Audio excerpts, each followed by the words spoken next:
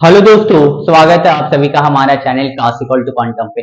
आज इस वीडियो में हम लोग नीट का पीवाईक्यू सीरीज शुरू करेंगे। ठीक है, हम लोग सबसे पहले स्टार्ट करेंगे यूनिट्स एंड मेजरमेंट से। ठीक है, और पूरा 11th का हर एक चैप्टर से और 12th का हर एक चैप्टर से 2000 से लेकर 2025 तक सारे पीवाईक्यूज कवर करेंगे। हर एक चैप्टर का 2 वीडियोस बनेगा। पहला वीडियोस में आपका 2000 से लेकर 2022 तक रहेगा और दूसरा वीडियो में आपका 2022 से लेकर 2025 तक रहेगा। ठीक है, छोटे छोटे वीडियोस रहेगा ताकि आप लोग को देखने में आसानी हो। ठीक है, तो चलिए हम लोग शुरू करते हैं यूनिट्स एंड मेजरमेंट से। ठीक है भैया, 2020 से लेकर 2022 तक का है। ठीक है, तो आप लोग भी कॉपी पेन निकाल के ट्राई कीजिएगा। ठीक है, क्योंकि एग्जाम बहुत नजदीक आ गया। ठीक है, चलिए क्या है सवाल भैया, ये है the energy required to break one bond in DNA is 10 to the power -20 joule. This value in electron volt is. अच्छा, ये जो एनर्जी दिया हुआ है, ठीक है, वो कितना दिया हुआ भैया, 10 का -20 जूल दिया हुआ। ठीक है, तो बोला है इस एनर्जी को इलेक्ट्रॉन वोल्ट में एक्सप्रेस करने के लिए। ठीक है, तो इलेक्ट्रॉन वोल्ट और जूल का एक्सप्रेशन हम लोग को पता होना चाहिए। तो 1 इलेक्ट्रॉन वोल्ट इक्वल टू कितना होता है, 1.6 into 10 to the power -19 joule होता है। बा इसको हम लोग ऐसे भी लिख सकते हैं, 1.6 into 10 to the power -19 joule equal to 1 electron volt होता है। तो 1 में कितना होगा, 1 बाय 1.6 इंटू 10 टू पावर -19 होगा। और 10 टू पावर -20 में चाहिए, 10 टू पावर -20 में कितना होगा, तो मल्टीप्लाई कर देंगे 1 upon 1.6 into 10 to power -19 into 10 to power -20। अच्छा, तो ये वाला ऊपर जाके ऐड हो जाएगा। एक काम करते हैं, इसको नेक्स्ट पेज में ले लो।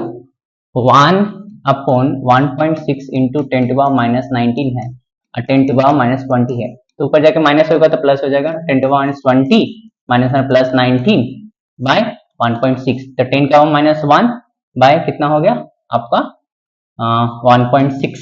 ठीक, काम करते हैं, ये पॉइंट हट जाएगा तो ऊपर कितना जाएगा 10, 10 का पावर 1, तो 10 का पावर -1, 10 का पावर +1, 10 का पावर 0 हो जाएगा तो 1 आएगा और 1/60। तो 1/60 को एक काम कर दे, ऊपर ना 100 इंटू 100 बाय 100 इंटू 100 कर लेते। क्यों, देखिए आसानी से बन जाएगा। 4 4 से 16, 4 25, 4 जा 25, 25 इंटू 25 625, नीचे में कितना भैया 10,000 है। ठीक है, 0.0625, 0.0625 ये आसानी से आ गया। ठीक है, तो कौन सा ऑप्शन है 0.0625, 0.06, 0.6 ए नहीं होगा, 0.006 नहीं होगा, 6 भी नहीं होगा, तो 0.06 पूरा नहीं दिया हुआ, 2 डेसिमल प्लेस दिया हुआ, तो ऑप्शन बी होगा। ठीक है, बहुत ही सिंपल सवाल था, बस इतना पता होना चाहिए था कि 1 electron volt equal to 10 to the power 1.6 into 10 to the power -19 joule होता है। ठीक है, दूसरे सवाल की तरफ बढ़ते हैं हम लोग। ठीक है, ये है आपका दूसरा डायमेंशन ऑफ स्ट्रेस। स्ट्रेस का डायमेंशन पूछा। ठीक है, फोर्स का डायमेंशन ना हमेशा याद रखिए, फोर्स का जो डायमेंशन होता है mL/T-2 और एनर्जी का डायमेंशन जो होता है mL/T-2। ये हमेशा, ये दो हमेशा याद रखिएगा, फोर्स एंड एनर्जी। जो एनर्जी का होता है वही वर्क का होता है। ठीक है, अच्छा, डायमेंशन ऑफ स्ट्रेस, स्ट्रेस का डायमेंशन क्या होता है, लेकिन कोई भी चीज, कोई भी फिजिकल क्वांटिटी का डायमेंशन निकालने के लिए सबसे पहले आप लोग को उसका फॉर्मूला पता होना चाहिए, उसका यूनिट। ठीक है, फॉर्मूला पता है तो हम लोग निकाल सकते हैं, यूनिट भी पता है तो हम लोग निकाल सकते हैं, फंडामेंटल यूनिट्स। ठीक है, तो यहाँ पर स्ट्रेस जो होगा सिग्मा से दिखाते हैं। स्ट्रेस होता है फोर्स अपॉन एरिया। ठीक है, फोर्स अपॉन एरिया। ठीक है, तो फोर्स का डायमेंशन क्या होता है mL/T-2। ठीक है, एंड एरिया क्या होता है भैया, देखिए एरिया होता है आपका लेंथ इंटू ब्रेथ। ठीक है, तो लेंथ की जगह L, ब्रेथ की जगह भी L, तो L स्क्वायर इसका डायमेंशन हो गया। तो m L पावर 1 -2 T -2, तो m L -1 T -2, ml -1 T -2, option C बहुत ही आसान है। ठीक है, जो स्ट्रेस का जो डायमेंशन होता है वही फोर्स का डायमेंशन, आई मीन वही प्रेशर का भी डायमेंशन होता है। प्रेशर भी force upon area, actually thrust upon area होता है, तो है फोर्स ही परपेंडिकुलर फोर्स। ठीक है, अच्छा, दूसरा सवाल क्या है, ए है taking into account of the significant figures. ठीक है, सिग्निफिकेंट फिगर्स हम लोग को माथा में दिमाग में रखना है इसको। ठीक है, उसके अनुसार इसका वैल्यू बताना। 9 पॉइंट, बहुत ही फुद्दू फुद्दू सवाल है, -0.0099, पहले माइनस कर लेते हैं, 9.99, 0.0099। ठीक है, यहाँ पर जीरो ले ले, यहाँ पर जीरो ले ले, माइनस करना, यहाँ से 10 में से 9 गया 1 आएगा, यहाँ से 9 में से 9 गया 0 आएगा, यहाँ पर 8 बचा, यहाँ पर 9 बचा, यहाँ पर 9.980 बना। ठीक है, 9.9801। लेकिन सिग्निफिकेंट फिगर्स का यहाँ पर कंसेप्ट क्या है, देखिए जब भी माइनस कीजिएगा व प्लस कीजिएगा तो हम लोग लीस्ट डेसिमल प्लेसेस वाला को सबसे पहले देखेंगे। इसमें लीस्ट डेसिमल, इसके पास कितना डेसिमल प्लेस है, 2। इसके पास कितना भैया, 4 डेसिमल प्लेस है। इसके पास 2 डेसिमल प्लेस है, ठीक है, इसके पास 4 डेसिमल प्लेस है, ठीक है। तो हम लोग का जो आंसर भी होना चाहिए ना, वो minimum number of decimal places के साथ होना चाहिए, ठीक है। तो minimum number of decimal place कितना, 2।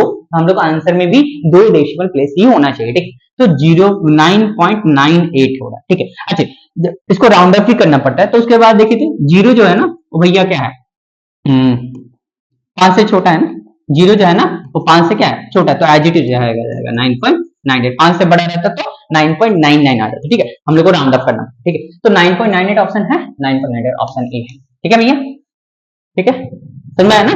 जब भी माइनस करेंगे, जब भी प्लस करेंगे, तो हम लोग को ध्यान रखना होगा कि जो minimum number of decimal places है वही हम लोग को फाइनल आंसर व रिजल्ट में होना चाहिए, मिनिमम नंबर ऑफ डेसिमल, ठीक है, but least number of decimal place, ठीक है। वो चलिए दूसरे सवाल की तरफ, ये क्या है, हाँ ए, अच्छा, if force, acceleration and time are chosen as fundamental physical quantities, find the dimension of energy। अच्छा, हम लोग को बोल दिया फोर्स, एक्सेलरेशन और टाइम को फंडामेंटल क्वांटिटीज मान लो, माने फोर्स, एक्सेलरेशन और टाइम को फंडामेंटल क्वांटिटीज मान लो, उसके अनुसार हम लोग को एनर्जी का डायमेंशन बताओ। जब भी ऐसा सवाल आए, ठीक है, तो एनर्जी को हम मान लेते हैं, energy is directly proportional to force का power x, energy is directly proportional to acceleration का power y, energy is directly proportional to time का पावर z। ऐसा लेट कर लीजिएगा, ठीक है। फिर तीनों को कंबाइन करके लिखिएगा, E directly proportional to f का पावर x, a का पावर y एंड t का पावर z, ठीक है भैया। अच्छा, तो प्रोपोर्शनलिटी हटा देते हैं, तो E इक्वल टू कितना आ जाएगा, कांस्टेंट, कांस्टेंट को भी हटा सकते हैं, x एक और y, कांस्टेंट डायमेंशनलेस होता है, ठीक है। अच्छा, अब एनर्जी का डायमेंशन मैंने बताया था क्या होता है, देखिए एनर्जी का डायमेंशन ml2 t-2, इधर डायमेंशन लिख देंगे, सबका डायमेंशन लिख लेंगे, ठीक है, कि एक डायमेंशन से इसको हटा देंगे।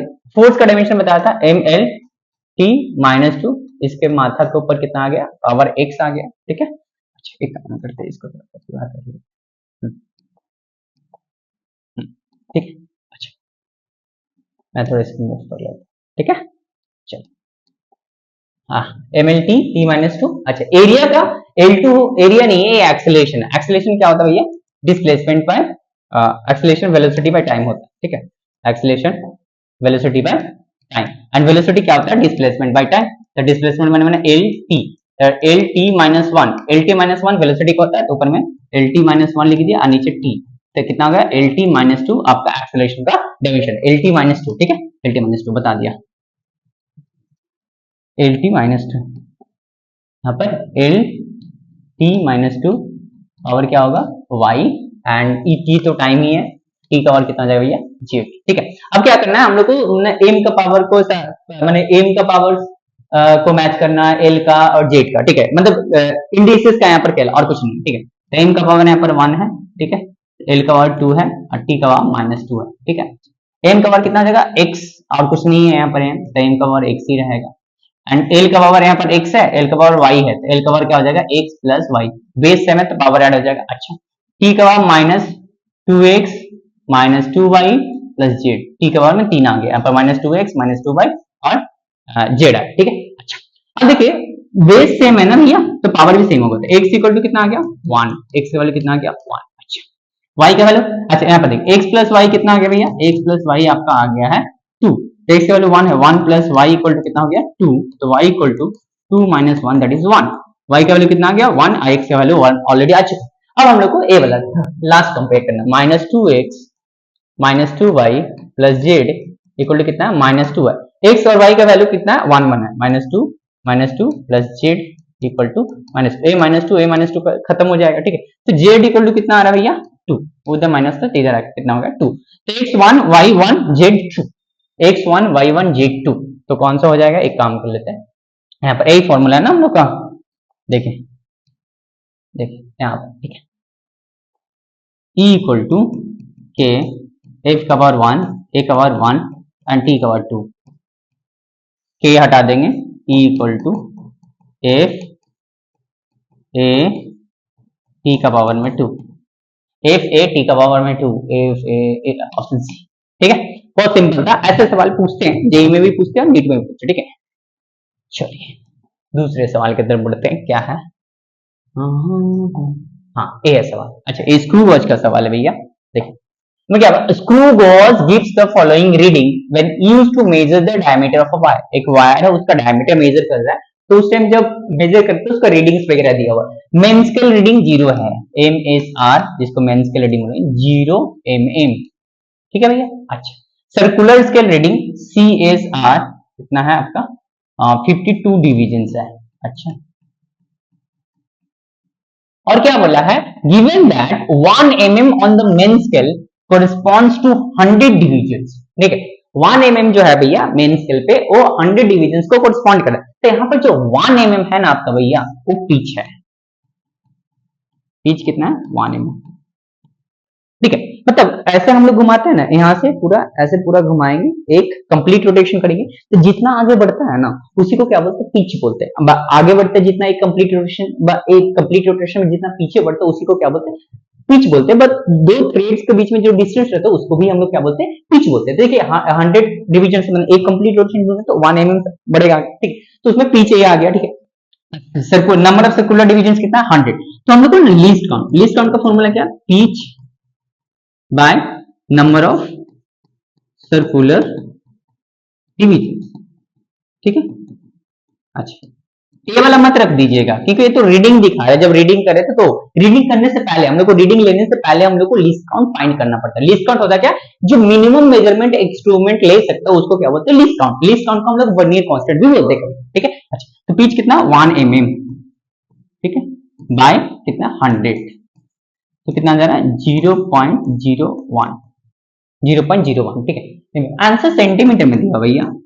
अच्छा 1 मिलीमीटर इक्वल टू क्या होता है 1/10 सेंटीमीटर। इसको मल्टीप्लाई कर लेते हैं 0.01 इंटू 1/10 तो दैट इज 0.001 सेंटीमीटर। ठीक है 0.001 सेंटीमीटर। ठीक है 3 डेसिमल प्लेसेस तक आ गया। ये हम लोग को लिस्ट काउंट आ गया। लिस्ट काउंट कितना आ गया 0.001 सेंटीमीटर राइट। अच्छा अब रीडिंग जो होगा डायमीटर जो आएगा रीडिंग होगा main scale reading plus least count into vernier scale माने circular scale reading. Circular scale reading मतलब सर्कुलर स्केल का कौन सा डिवीजन मेन स्केल का डिवीजन से जस्ट मैच कर रहा हो वो होता है। ठीक है तो मेन स्केल रीडिंग कितना है 0 लीस्ट काउंट कितना है 0.01 कौन सा डिवीजन मैच कर रहा है 52 तो 52 बाय कितना हो जाएगा 1000 तो 0.052 सेंटीमीटर। ये आपका आ गया डायमीटर 0.052 सेंटीमीटर। ठीक है अगर नहीं समझ में आया तो फिर से मैं बता देता हूँ एक बार। ठीक है नहीं तो आप लोग वीडियो को वो आप लोग का हाथ में भैया वीडियो को फिर से रिपीट करके देख लीजिएगा फिर पूरा समझ में। मेन स्केल रीडिंग 0 है सर्कुलर स्केल डिवीजन कौन सा 52 डिवीजन है पिच 1 mm है और लीस्ट काउंट हो रहा pitch by number of circular distribution 1 mm by 100 तो 0.01 मिलीमीटर। लेकिन सारा आंसर सेंटीमीटर में दिया हुआ। ठीक है सारा आंसर किस में दिया हुआ हमको ऑप्शन को टिक करना ना सब टिक कर दे मैंने। ठीक है तो सेंटीमीटर में तो मैंने इसको सेंटीमीटर में कन्वर्ट कर लिया 1 मिलीमीटर इक्वल टू 1/10 सेंटीमीटर। ठीक है उसके बाद रीडिंग कैसे लेते हैं रीडिंग आपका main scale reading plus least count और सर्कुलर स्केल का डिवीजन कौन सा मैच कर रहा है। ठीक है कोइंसाइड कर रहा है मेन स्केल का डिवीजन से। ठीक है तो 52 है। ठीक है तो 0.001 इंटू 52 कर दिया ये तो 0 ही था 0.052 सेंटीमीटर। ठीक है 0.052 सेंटीमीटर कौन सा है 0.052 ऑप्शन नहीं है। ठीक है बहुत ही हलवा सवाल था एकदम मक्खन जैसे था। ठीक लेके खा लो। ठीक ए वाला सवाल भी ठीक ही ठाक है। ठीक है ट्राई कीजिए।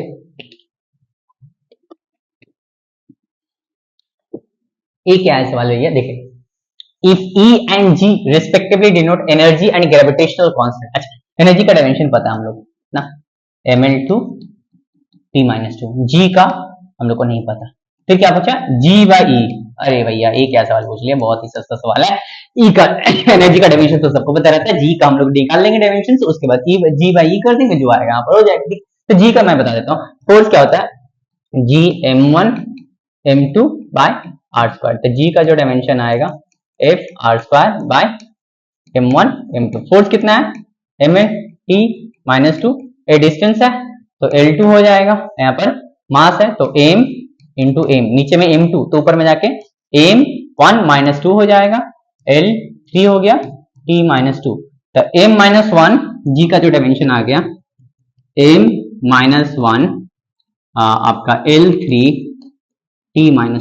ठीक है ये डायमेंशन आ गया m-1 L3 T-2, ठीक है, किसका, आपका g का डायमेंशन आ गया, ठीक है। लेकिन हमको g बाई e चाहिए, ठीक है, ध्यान से देखिए, यहाँ पर 2 होगा ना, m का पावर 2, यहाँ पर 1 है तो 1 माइनस 2 माइनस 1 आएगा, l यहाँ पर 1 है 2 है तो L3 होगा और t माइनस 2 होगा, ठीक है। अच्छा, हम लोग को g बाई e चाहिए, चलिए इसको ऊपर कर लेते, थोड़ा यहीं सॉल्व कर देता हूँ। g कितना है, ए जी ओ जी, सुनिए जी, L3, ये सब क्या कर रहे हो जी, एनर्जी का dimension m L2 t minus 2, तो m यहाँ पर 1 है तो 1 ऊपर जाएगा तो माइनस होगा, तो m कितना हो जाएगा -2, L3 है 2 माइनस हो जाएगा तो L1 हो जाएगा, -2 है तो ऊपर जाएगा प्लस हो जाएगा, t का वैल्यू 0 हो जाएगा, ठीक है। m-2 L1, m-2 है, m-2 तो कोई ऑप्शन में ही नहीं है, एक मिनट रीचेक करने दें, फोर्स इक्वल टू mlt -2, दो ठो m है ना, kg mm f l square mm, एक मिनट, g बाई e पूछा है ना, हाँ, m2 सही तो है भैया, f into R square by G m1 m2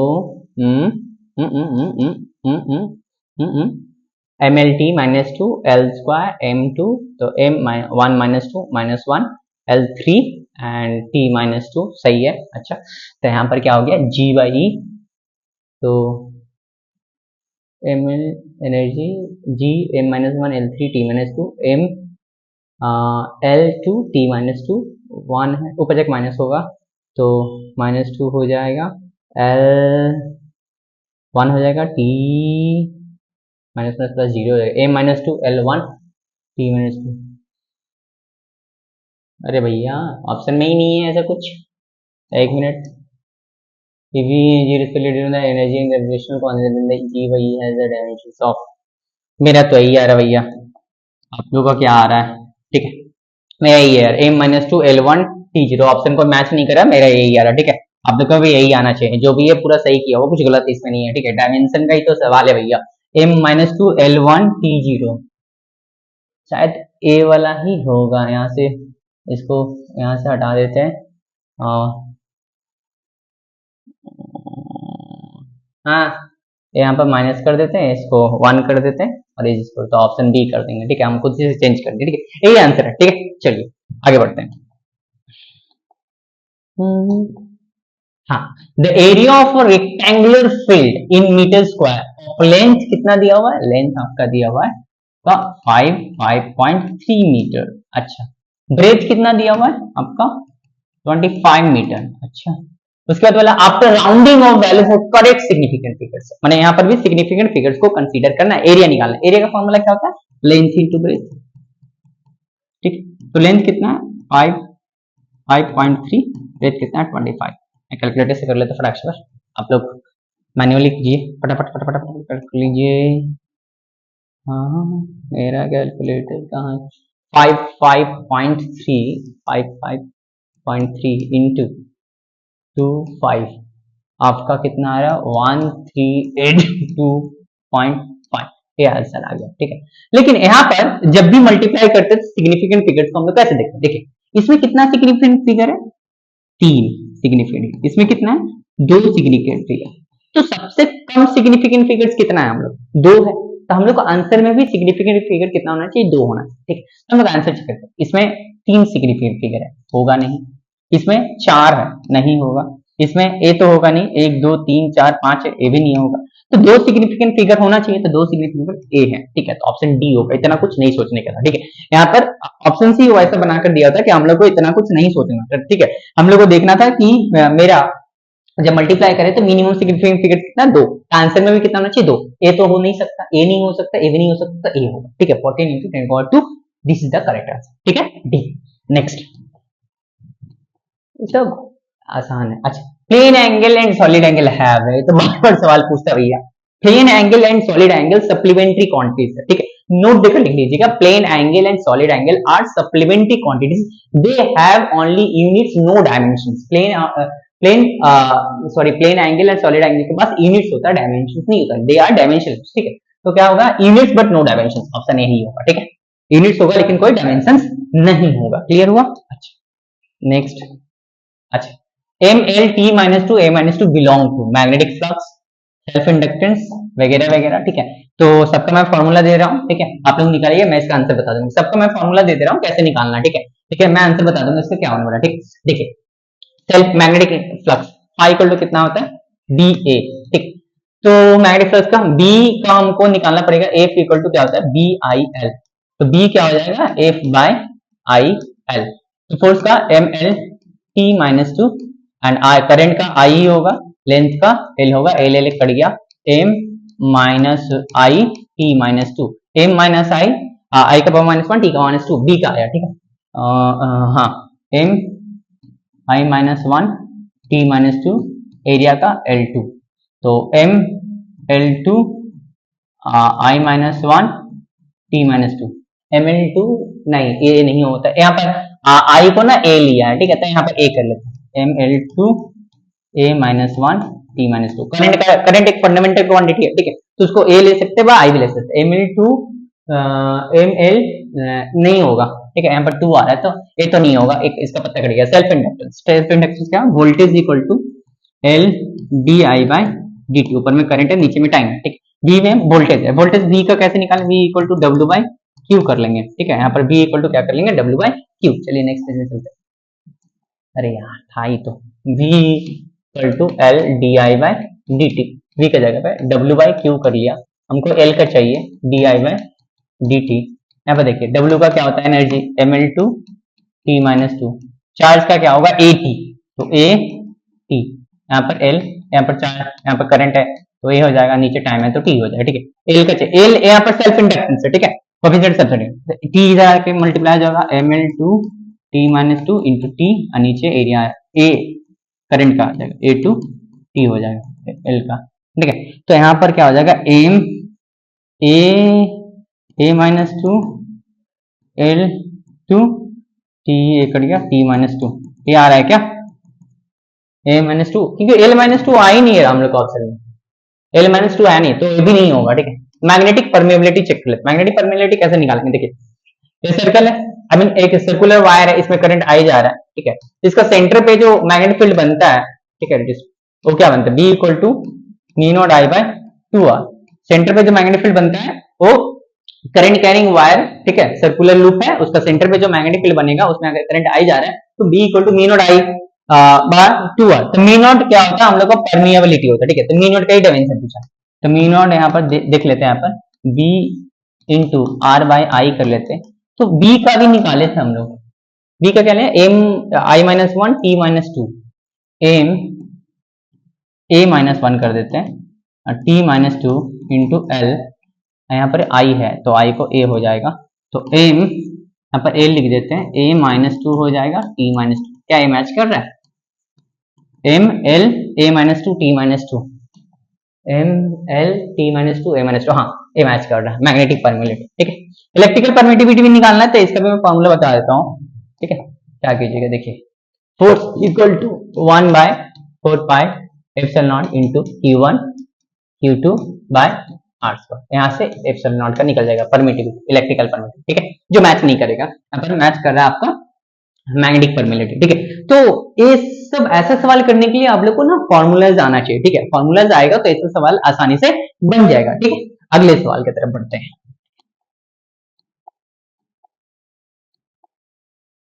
ये भी है परसेंटेज एरर वाला सवाल है, percentage error in the measurement of G, G का फॉर्मूला दे दिया, ठीक है, तो जी जब मेजरमेंट करे थे तो उसमें कुछ गलती आया तो उसमें कितना परसेंटेज हम लोग गलती किए वही पूछा, ठीक है। तो यहाँ पर जी इक्वल टू कितना दिया हुआ आपका four pi square L by T square, ठीक है, ये तो कांस्टेंट है, कांस्टेंट क्या तेल लेने, ठीक है, इसको ऐसे भी लिख सकते हैं del G by ji percentage error, L में एरर किया टी में एल का दिया हुआ है और टी का दिया हुआ है, तो इसको डेल एल बाय क्या लिखेंगे एल, ये पावर टू सामने आ जाएगा डेल टी बाय टी, ऐसे लिखते हैं भैया, ठीक है। अब 100 से मल्टीप्लाई कर देंगे सबको तो परसेंटेज एरर मिलेगा, ठीक है, del G by G into 100 del L by L into 100 plus 2 del T by T into 100, ठीक है। अच्छा अब देखिए डेल एल का वैल्यू कितना दिया 0.1, एल का वैल्यू कितना दिया 10 इंटू 100, ठीक है, प्लस 2 डेल टी का वैल्यू कितना दिया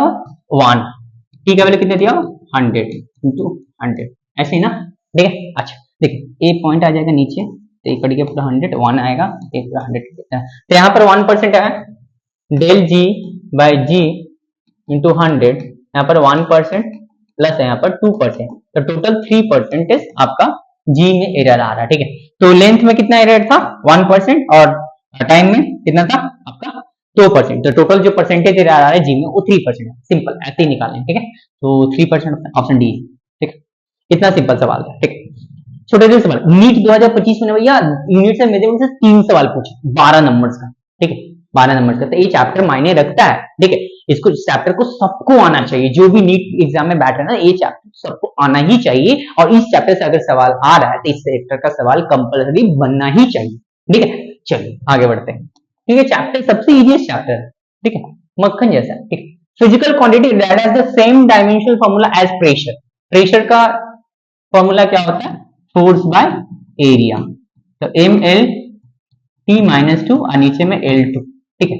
तो M L 1 minus 2 T minus 2 M L minus 1 T minus 2, ठीक है। आप लोग जब 11th पढ़ते हैं तो आप लोग को पढ़ाया जाता है Young's modulus of elasticity. Young's modulus of elasticity जो होता है वो आपका स्ट्रेस अपॉन स्ट्रेन होता है, ठीक है।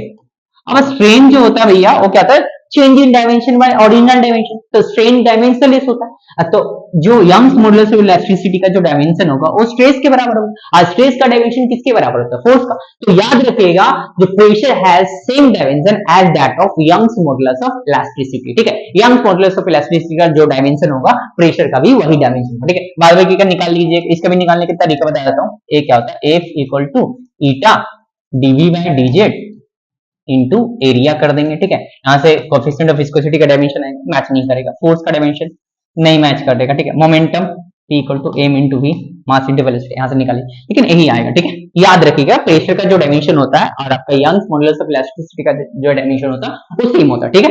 अच्छा नेक्स्ट बुद्धू सवाल है, ये सवाल खत्म हो गया सारे, 2020 से लेकर 2022 तक हम लोग का सवाल खत्म हो गया, ठीक है। अब नेक्स्ट लेक्चर में जो हम लोग आने वाले हैं लेकर वो आपका 2022 का तो हो गया ना, 23, 24 और 25 3 साल का, ठीक है। तो इतना करने से भैया रिवीजन अच्छे से हो जाएगा, ठीक है। 2000 से लेकर 2025 तक रिवीजन कर लीजिएगा तो मस्त तैयारी हो जाएगा। पहले अच्छे से रिवीजन कर लीजिएगा, उसके बाद क्वेश्चन लगाइए, मजा आ जाएगा, ठीक है। तो चलिए आप लोग ऐसे ही पढ़ाई करते रहिए अच्छे से, हम लोग अगले लेक्चर में मिलेंगे, धन्यवाद।